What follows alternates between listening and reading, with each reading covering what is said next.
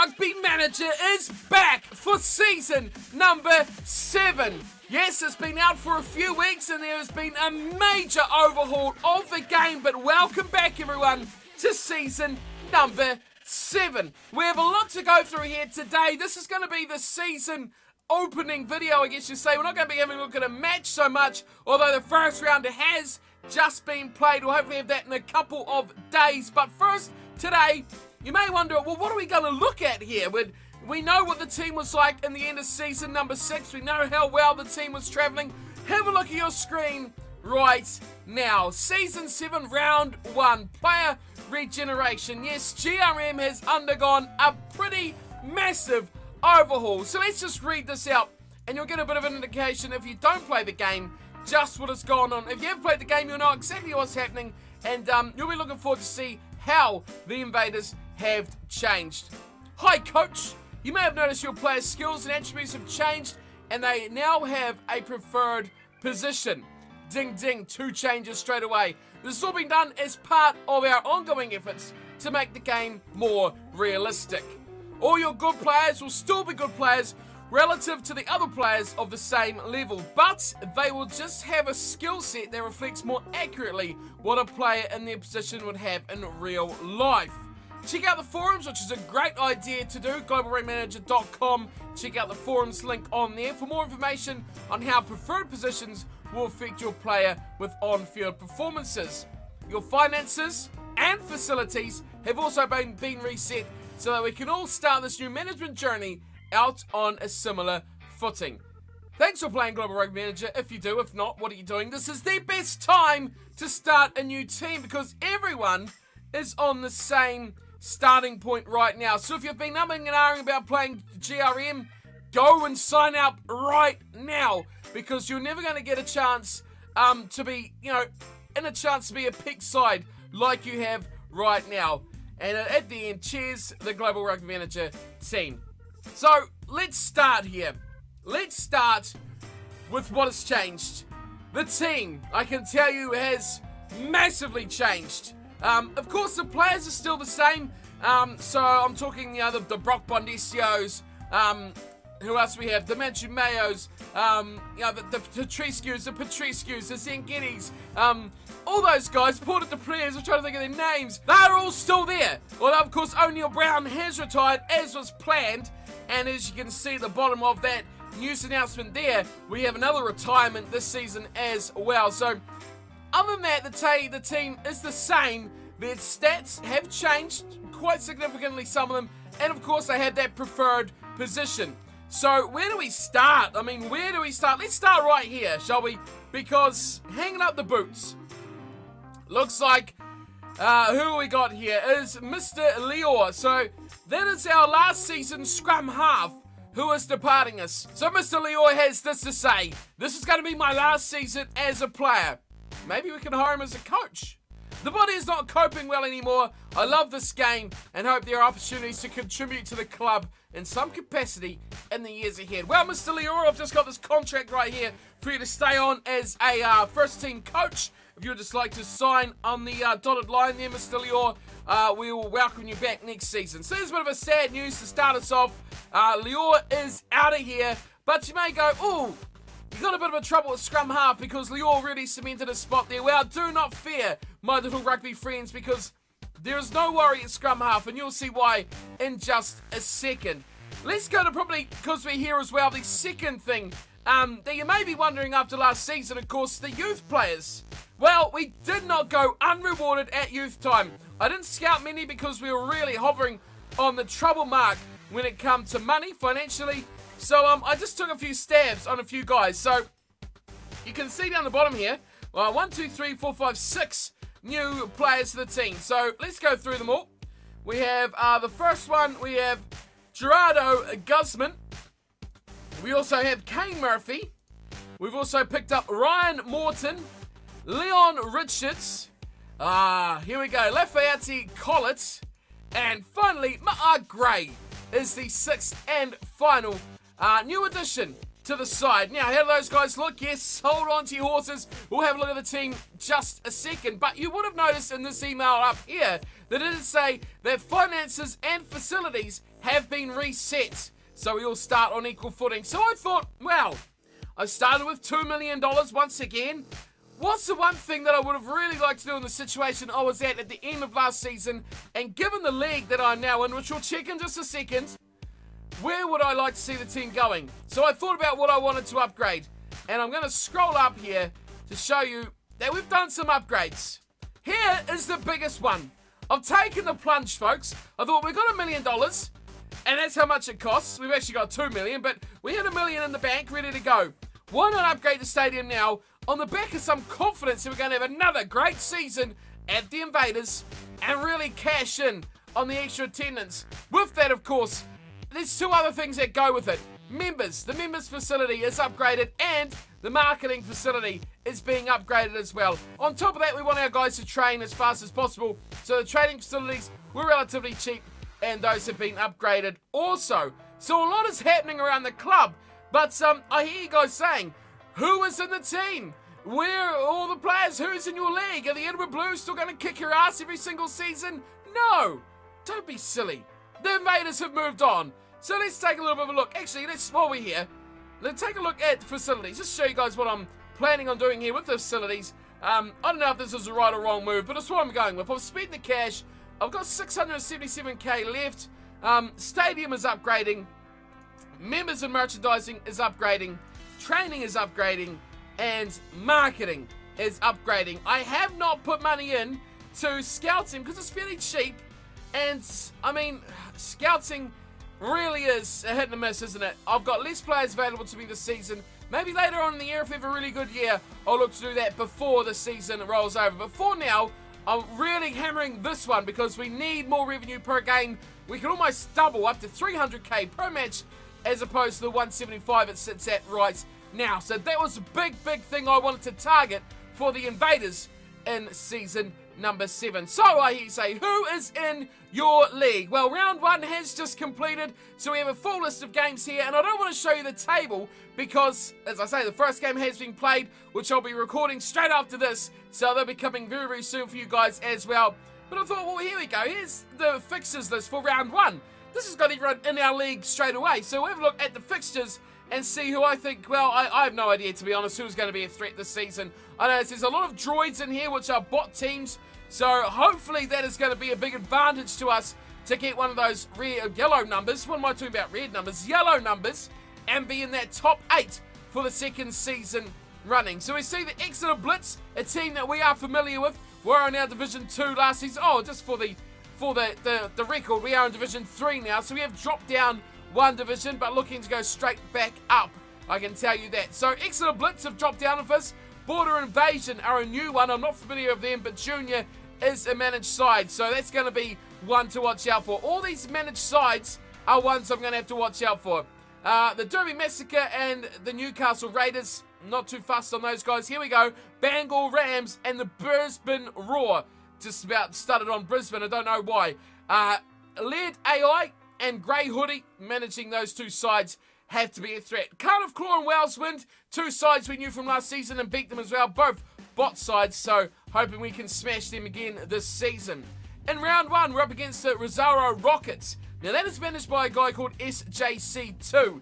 A big test straight away to get a managed side. We are on the road as well, and we'll be watching that match very soon. Cape Town Fair, another one with a managed side. Ronan is in charge of that one with the Cardiff Wizards, another bot side. Glasgow Gorillas and the Port Adelaide Senators are both bot sides. Cardiff Celtics, Munster Reds, again, they are droid teams.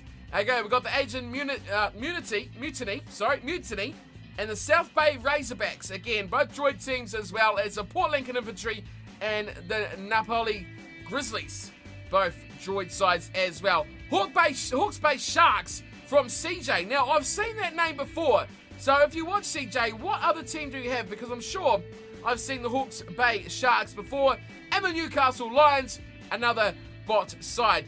Pretoria Panthers and the Topeka Panthers. There's a big cat fight there between those two bot sides. And the Canberra Rebels versus the Kawasaki Ninjas. both droid sides as well. So you can see why my confidence is quite high that we're going to do well this year and get that stadium built up, which is going to take 2/3 of the season, but we'll be winning. Because you guys seen here, we only got 6 or 8 actually managed sides. East Coast Bays Rockets and the Nottingham Sharks, another side we're familiar with, but another bot side. The Champagne Commandos and the Perth Samurai, rounding it out of the Manukau Mongrels, and the Burnie Spartans. Mongols, not mongrels. The Manukau Mongols. Goodness me, that's almost a shocker. We'll call them the Mongrels anyway. The Manukau Mongrels, they're a bot side, so I'm not too fussed about them. But we've got a few teams here that we need to keep a lookout for in this season ahead. Okay, that's our division. Right, let's go on here. Let's have a look at the squad. Now, I have picked a bit of a squad, you can see straight away. But can we just completely wipe the squad? We can't really. So let's have a look at the new squad as we've named them. But what I'm going to do is select by age so we can quickly scroll down the bottom and have a look at our new youth players. So, Lafayette Collett is the new man onto the side, and you can straight away see preferred position down here. He's a guy that likes to play at fullback. Now, if you want a full breakdown on that, you've got to go to the forums because that's where it's described the best. But if a guy plays on fullback and his preferred position is fullback, he's going to play best at fullback. If you put him on the wing, that's going to be a bit of a drop. But if you put him at prop, obviously it's going to completely kill the guy. So, you've got to play them relatively in the same sort of zone that they are going to be. So, Collett is the first man, and he's quite good too. 82 rated for a 19-year-old. I am not going to scoff at that at all. He is going to be a star in the future, but you can probably see we already have a fullback now. But don't sneak too far ahead of that. Ma'a Gray, 79 rated, preferred position of scrum half. Decent little player as well. Good passing. Get him trained up as well. Another one, Rado Guzman. Look at this, 82 rated. Prefers to play on the wing. Decent speed on the young man as well. Good tackling, good space attack. Liking what I'm seeing from this guy. Good skill training too, which is something we've got to look out for. Those guys are pretty good. He is rubbish, so he's probably not going to get too far. But Guzman looks very, very nice. Ryan Morton is actually in the reserves as the outside back replacement. Fullback, he likes to play. And at 85 overall rated, this kid has the goods. 19 years old again. We've just put him in the team from the youths. It's a shame about that training level, but hopefully we can still make a good start out of this young fella. 4-star space attack, 3-star defense, a playmaker, power attack. He's got the goods, this young fella. Ryan Morton, he is going to be one to watch out for. We've got Kane Murphy, not quite as good, down at a 77. But overall, a solid little player, likes to play on the wing. Again, we've picked up another winger. Probably too many. A couple of wingers, don't really need them too much. But good, fast training on physicals. Hopefully we'll make something of this kid as well. And finally, Leon Richards. Now, you may notice, he is already my starting lock. 5-star line-out. Good line-out jumping. Not the greatest everywhere. Very slow trainer as well. But he is a lock. And really, from what I've got in this whole team, he's about the best of it. He is about the best of the second rows. I've still got Zengidi, you'll see up the list here, is still only 75 rated, so he's the same. And you'll see he hasn't really progressed too much at all. But once we get into the big guys, the big names that you guys will notice, then we will start to see how much this game has changed. So for that, I'm going to go back to selected position, and we will start at the top with our front row, starting off the loose head side, Mark Collis. Number 1 jersey. Oh, hang on. Get a big crowd erupting. Mark Collis running out on the field. 21-year-old, 111 kgs. He is a monster. Overall, 80 rated. Mark Collis has changed quite significantly. 41 line-out jumping. He was pretty much maxed at the end of last season. So, not good that we've lost our second row, a young gun combination of Zengidi and Collis. But now, he is a top-notch prop. Joining him alongside in the front row will be Tatrescu at hooker. 79 rated, so not even as good as good old Mark Collis. Crazy, crazy stuff. Preferred position at hooker, and he stays right where he was. But on the tight head side is Jacqueline Nicholas. 20 years old, 78 rated, a good scrummager. And when you look through the rest of the players we've got here, he is about the pick of it as well. Not even in the 23 before. He has stormed up from nowhere into the starting lineup. We'll see the other guys, the Blaine van der Merwes, those sorts of players we had, see how those guys are progressing as well, but they're not quite at the Nicholas level. Second row we've touched on already. We've got Lucas Zangetti, who is still pretty much our best second rower. Good line out jumping all over. Leon Richards, the young gun. We've still got that young combination of second rowers, but Zangetti, a bit better of a trainer than poor old Richards. Into the back row, starting at 6, is Sam Cooper. Now, some of you who have been following the Invaders for a while will know about Sam Cooper. He's actually been the reserve back rower for most of last season. He's training very, very quickly. You can see physical 87, skill 65, good at the breakdown, needs work on the scrum overall, but good little player. And at 80 rated, he comes in as one of our better forwards, which is quite sad because only one man beats him. That is 82 Josh Evans, who is a monster of a player, already at 93 ruck. It's a bit slow on the training, but we already know what Josh Evans can offer us. He is one of our, he is our best forward.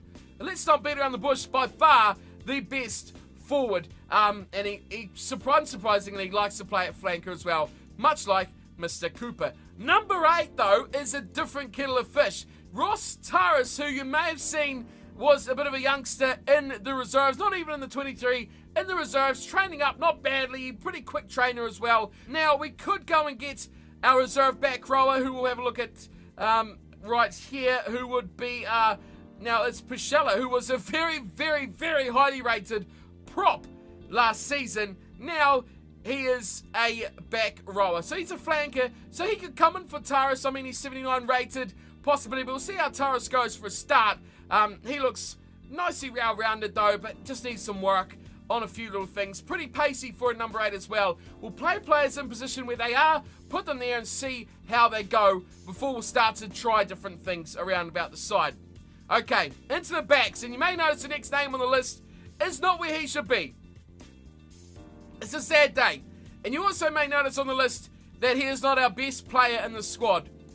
He's still here though, Mr. Brock Bondisio. Now big rah, that's the rah, yeah, Brocky's back. Now he's not a fly half anymore, Brock. He is a scrum half. So he has gone straight to the number 9 jumper. Still a very, very good player. 92 rated. He's dropped a bit, but defensively, phenomenal. Playmaker still. Super boots only 3, so he won't even be doing our kicking because his kicking is only 86 and 73. Still a very good player, and I'm more than happy that he's plugged that hole at number 9. Starting at 10, yeah, he's back. It's Sigi Hinano. So he is our favoured fly half, but we have 3 guys who are pretty much identical. So Hinano gets to start due to his experience, and we know what this guy's all about.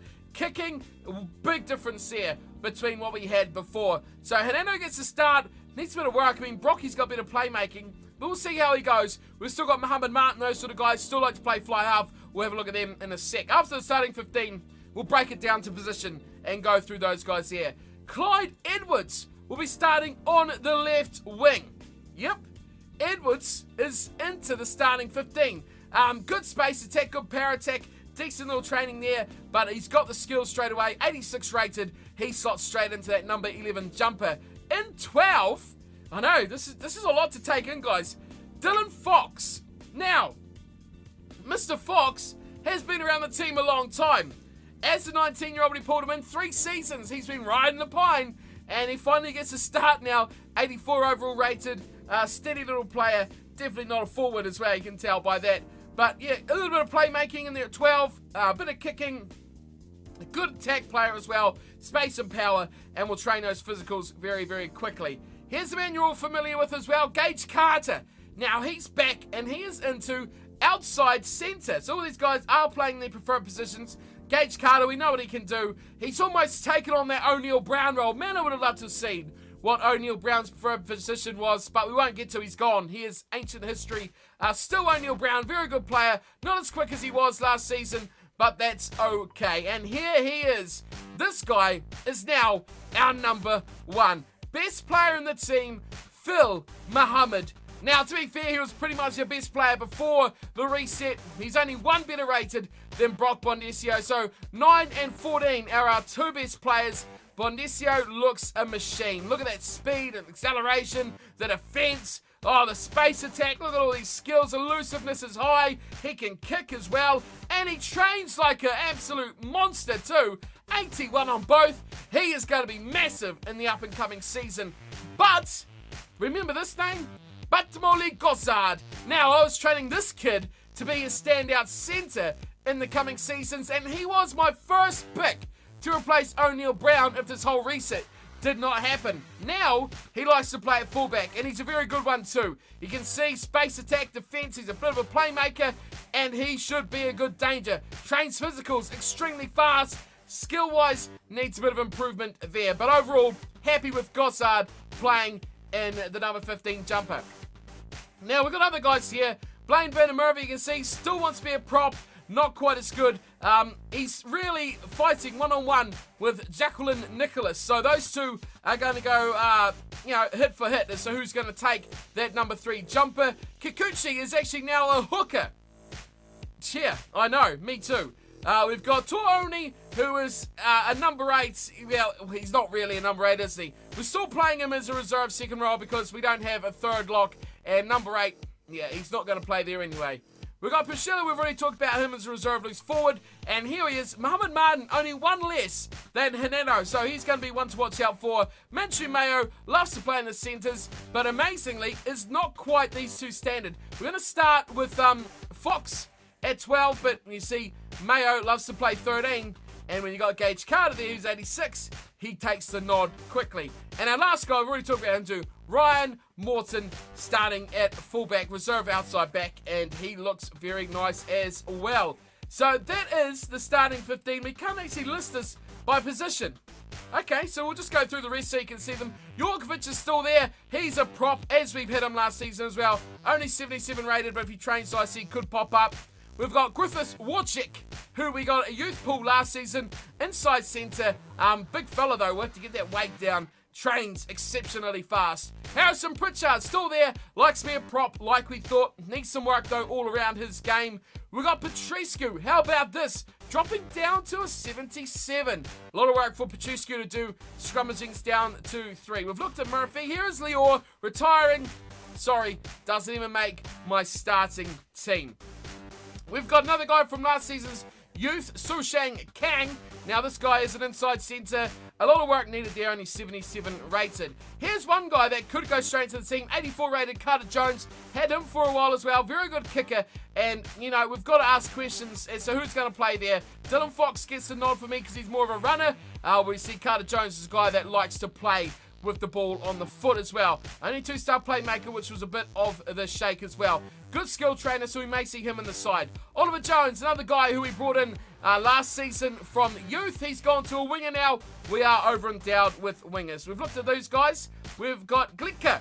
Now, another one who was really good prop last season. Dropped a lot, down to 74, and now is a hooker. A lot of work for that young lad to do. Bjorn Fisher, he's been here a few seasons now, outside centre, builds a good bit of depth there, but he's definitely far away from being our best. Fly half, a lot of depth. Charles Banks, remember that name? Yeah. Now he's got to fight with Haneno, Martin, and Banks. Those three guys are fighting over the number 10 jumper. Haneno has a 1-point buffer over these two guys, but I think playmaking, training, how these guys get on throughout the season, we will see a bit of a switch around there. Porter de Prez, oh, the man who never really was what he promised, was he? Just not quite at that same level. We see our back row right now sitting around 80-82, Taras is a 77. So a look at Porter de Prez could come into the back row at some point. But currently, he is nowhere near and needs to do some training. But a very fast trainer all the same. And here is our third number 8. I said we don't have a second number 8, but we don't have one within a chance of getting into the side. You compare what Krasescu has to what we get offered from, where is he? Our number 8, Ross Taras. Similar rating, but Taras gets the nod. A bit younger, a bit more powerful as well. Things like that. Training rates definitely come into it. A lot slower here. And I really wanted a T-skew front row. Now I'm disappointed. Finally, we've got, oh, of course, Collett, which we've already looked at. So there is the side. There is the starting 15. You see it on there. A lot of changing going on the side. The tactics have had a little bit of change. We've played a few training matches to work it out. We'll see how it really comes about in our first match which will be coming in a couple of days, up against, wrong button, the Rosario Rockets. But that is your Invercargill Invaders for season number 7. Interesting little look at the team. Let me know your thoughts. Do you think someone else should play in a position that I've got? I've kind of just gone first thoughts, what I think will play best. We will definitely be mixing it up as the season wears on. So let me know your thoughts on the team, on the players. How is your squad going as well? We have, as you can see, massive, massive depth. 30-odd players, 39 players. So injuries, bring them on. Bring them on. I got it covered. That is GRM, the Invaders, Season 7. Can't wait to get this one underway. A lot of change, as always. Let me know your thoughts. You guys build this team more with your thoughts than I do with my own. So let me have it. What you think of the Invaders for Season 7. And quickly, finally, just before I go, a huge thanks to the guys at GRM, not only for making the game, but for allowing me to make these videos on the game as well. Great to have these guys in behind the support of the game and the videos. So big thumbs up for those guys. If you do have the game and you do enjoy it, do feel free to drop these guys $1 or $2 if you can to help with the running of the game. I mean, it's as little as one less coffee during the week, or, you know, one little bit less for lunch a day. $1, $2, as much or as little as you like, always helps with keeping GRM alive and running and progressing and getting better every single day. So thanks to the guys out there making the game. Thanks to you out there for supporting it. Those of you that do play, keep it up. I'm looking forward to a great future of Global Rugby Manager. But for me, today I am done. I'll be back very, very soon with the first game of our season. Until then, take care.